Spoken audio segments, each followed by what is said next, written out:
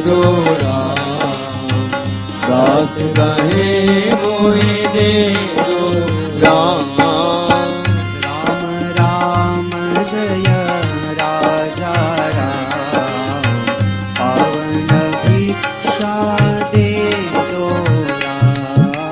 राम राम जय राजा राम, पावन भिक्षा दे दो राम। श्री राम जय जय राम। चंदन है इस देश की माटी, चंदन है इस देश की माटी, हर धाम है, तपोभूमि हर राम है। हर माला देवी की प्रतिमा, हर वाला देवी की प्रतिमा। बच्चा बच्चा राम है, बच्चा बच्चा राम है। चंदन है इस देश की माटी, तपोभूमि हर धाम है, तपोभूमि हर धाम है। हर माला देवी की प्रतिमा, हर माला देवी की प्रतिमा। बच्चा बच्चा राम है। बच्चा बच्चा राम है, शरीर मंदिर सा पावन, हर शरीर मंदिर सा पावन, हर मानव उपकारी है। हर मानव उपकारी है। जहाँ सिंह बन गए खिलौने, जहाँ सिंह बन गए खिलौने, गाय जहाँ माँ प्यारी है। गाय जहाँ माँ प्यारी है। मेरा शंख बजाता, जहाँ सवेरा शंख बजाता, लोरी गाती शाम है। लोरी गाती शाम है। हर माला देवी की प्रतिमा, हर माला देवी की प्रतिमा। बच्चा बच्चा राम है। बच्चा बच्चा राम है। तपोभूमि हर राम है। चंदन है इस देश की माटी, चंदन है इस देश की माटी। तपोभूमि हर धाम है, हर माता देवी की प्रतिमा, हर माला देवी की प्रतिमा। बच्चा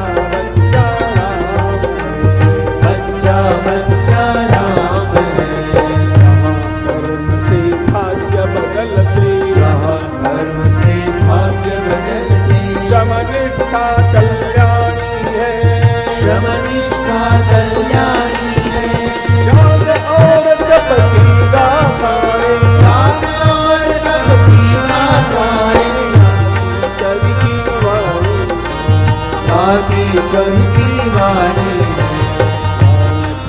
गंगा जलसा, ज्ञान जहाँ का गंगा जलसा, गंगा जलसा, गंगा जलसा। ज्ञान जहाँ का गंगा जलसा। ज्ञान जहाँ का गंगा जलसा, निर्मल है अविराम है। निर्मल है अविराम है। हर माता देवी की प्रतिमा, हर माला देवी की प्रतिमा। बच्चा बच्चा राम है। बच्चा बच्चा राम है। जीवन है इस देश की माटी, चंदन है इस देश की माटी। तपोभूमि हर राम है। तपोभूमि हर ग्राम है।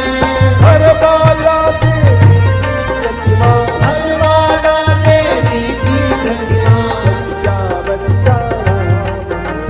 बच्चा बच्चा राम है। बच्चा बच्चा राम, बच्चा बच्चा राम है।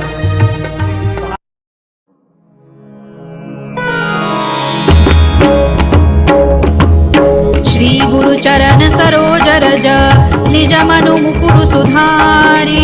बरनउ रघुबर बिमल जसु, जो दायकु फलचारी। बुद्धिहीन तनु जानिके, सुमिरौ पवन कुमार। बल बुद्धि विद्या देहु मोहि हरहु कलेश विकार। जय हनुमान ज्ञान गुण सागर जय कपीसति लोक उजागर। रामदूत अतुलित बल धामा अंजनी पुत्र पवन सुत नामा। महावीर विक्रम बजरंगी कुमति निवार सुमति के संगी। कंचन बरन विराज सुबेसा कानन कुंडल कुंचित केसा। हाथ वज्र और ध्वजा विराजे कांधे मूज जनेऊ साजे। शंकर सुवन केसरी नंदन तेज प्रताप महाजगवंदन। विद्यावान गुणी अति चातुर राम काज करिबे को आतुर। प्रभु चरित्र सुनिबे को रसिया राम लखन सीता मन बसिया। सूक्ष्म रूप धरि सियहि दिखावा विकट रूप धरि लंक जरावा।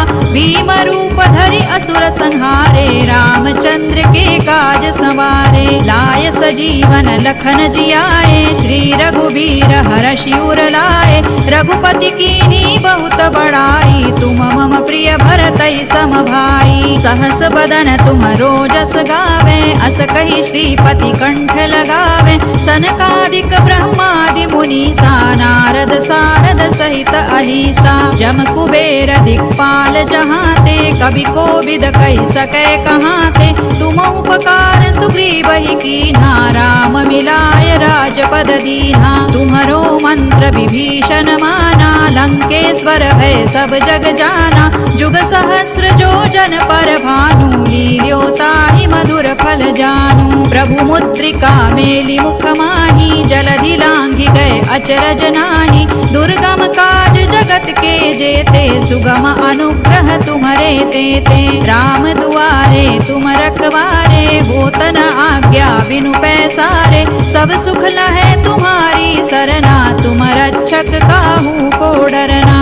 आपन तेज सम्हारो आपे तीनों लोक हांकते कांपे। भूत पिशाच निकट नहीं आवे महावीर जब नाम सुनावे। नासै रोग हरै सब पीरा जपत निरंतर हनुमत वीरा। संकट ते हनुमान छुड़ावे मन क्रम वचन ध्यान जो लावे। सब पर राम तपस्वी राजा तिनके काज सकल तुम साजा। और मनोरथ जो कोई लावे सोई अमित जीवन फल पावे। चारों जुग परताप तुम्हारा है प्रसिद्ध जगत उजियारा। साधु संत के तुम रखवारे असुर निकंदन राम दुलारे। अष्ट सिद्धि नौ निधि के दाता असवर दीन जानकी माता। राम रसायन तुम्हारे पासा सदा रहो रघुपति के दासा। तुम्हारे भजन राम को पावे जन्म जन्म के दुख बिसरावे। अंत काल रघुबरपुर जाई जहाँ जन्म हरि भक्त कहाई। और देवता चित्तन धरई हनुमत से सर्व सुख करई। संकट कटे मिटे सब पीरा जो सुमिरे हनुमत बलबीरा। जय जय जय हनुमान गोसाई कृपा करहु गुरुदेव की नाई। जो सत बार पाठ कर कोई छूट ही बंदी महासुख होई। जो यह पढ़े हनुमान चालीसा होय सिद्धि साखी गौरीसा। तुलसीदास सदा हरि चेरा की जय नाथ हृदय महडेरा। पवन तनय संकट हरना मंगल मूर्ति रूप। राम लखन सीता सहित हृदय बसहु सुर भूप। सियावर रामचंद्र की जय पवन सुत हनुमान की जय। उमापति महादेव की जय।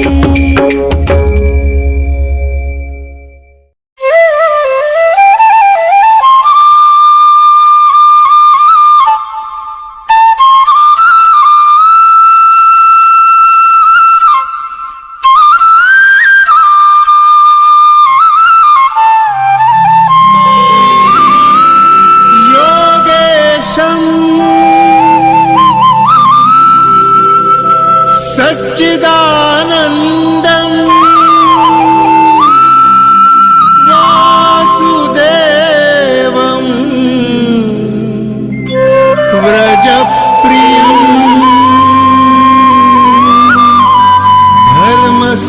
धर्मसंस्थापकं वीरम् कृष्णं वन्दे जगद्गुरुम्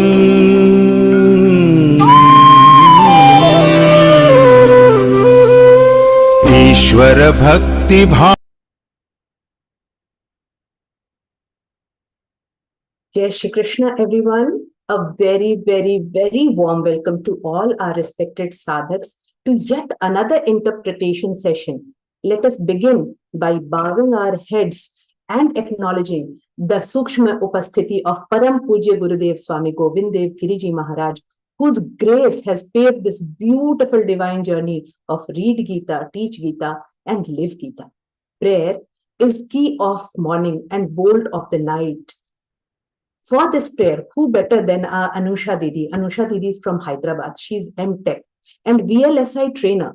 Many transistors brought into one chip is how she trains people. And here we have her joining Geeta Pariwar in September of 2023. She's giving seva as the trainer of L1, L2. And here, with her melodious voice, I request Didi to bring Krishna amongst us to begin the session. Anusha Didi.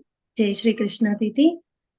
Vasudevasutan devam Kausachanuramardanam Devaki Paramanandam Krishnau Vande Jagadgurum Shri Krishnau Vande Jagadgurum. Jai Shri Krishna. Thank you, Didi, for this melodious beginning. This little guiding light of mine, I am going to let it shine. Let it shine all the time. Let it shine. Light brings hope. Light shins away the darkness. And for this divine light, I am going to call forward our Tarkeshwari Didi, who's again from Hyderabad and joined Geeta Pariwar in June of 2024. She's giving seva as the technical assistant, technical support for L1 batches. Didi, let's see the divine light amongst us. निषिद्धैरप्येभिर्लुलितमकरन्दो मधुकरैः करैरिन्दोरन्तश्छुरित इव सम्भिन्नमुकुलः विधत्तां सिद्धिन्नो नयनसुभगामस्य सदसः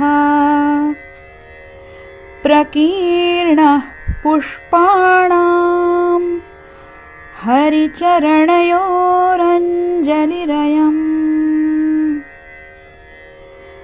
शरदिन्दुनिभां शुभ्रवस्त्रैरलङ्कृतां कलहंसकृतावासां वरदां शारदां नुमः. Thank you, Didi. What a beautiful darshan of your puja room. Thank you for letting us in your puja room in this well-lit ambience.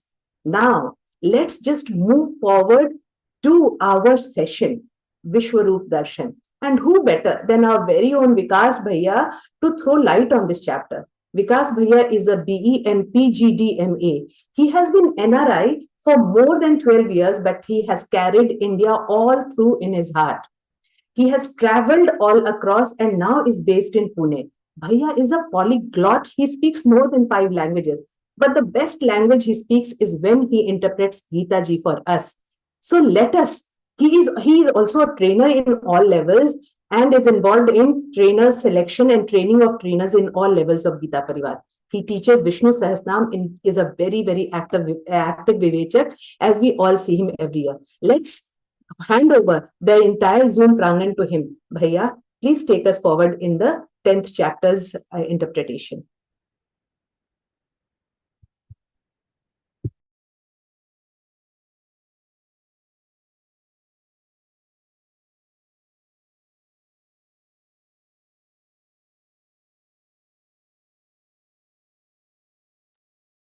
Ji Bhaiya, I request you to join us and throw light. By the time Bhaiya is joining, let me just remind all of you about the new L1 that is going to begin in the new year 2025 on 6th of January. The inaugural ceremony will be on 3rd. So just spread the words of Geeta ji, of read Geeta, teach Geeta, and live Geeta. Since we are all sadhaks, in our own ways, we can spread the words about Geeta ji, and that will becoming a part of Teach Geeta. So I think Bhaiya ji is having a network issue, but he will soon join us. And it is his Vibhuti, Shri Krishna's Vibhuti. So, okay, Ji Bhaiya. Bhaiya is ready.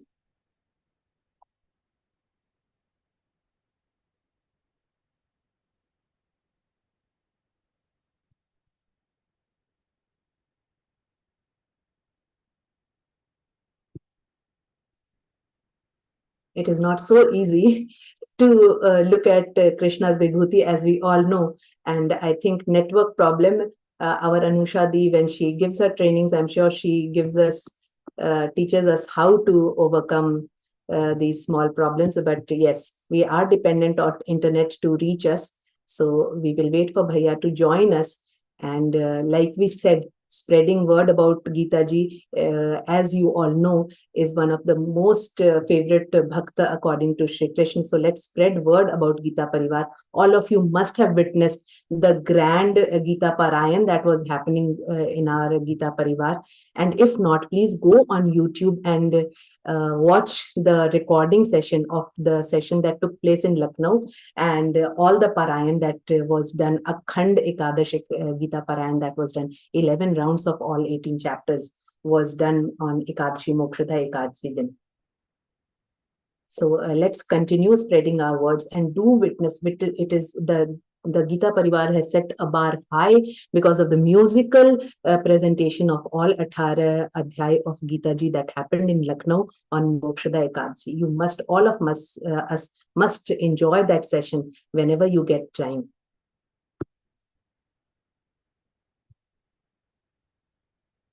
Ji Vikas Bhaiya, Srinivas Bhaiya, could you contact Vikas Bhaiya for his session?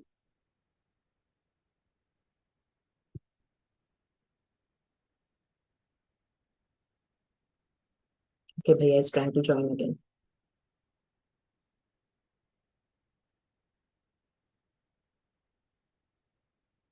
I guess Bhaiya is waiting for everybody to sit straight and switch on your videos so that he can see. Or maybe it is for me to have your darshan, all of you, all our respected sadhaks. So that is why it is taking time. The more energy that we get with Shri Krishna of Hari Sharanam, Hari Sharanam. So let's all just hope that his internet connectivity gets better and we can all enjoy the Vishwarup Darshan, the Vibhuti Yoga, the 10th Adhyay.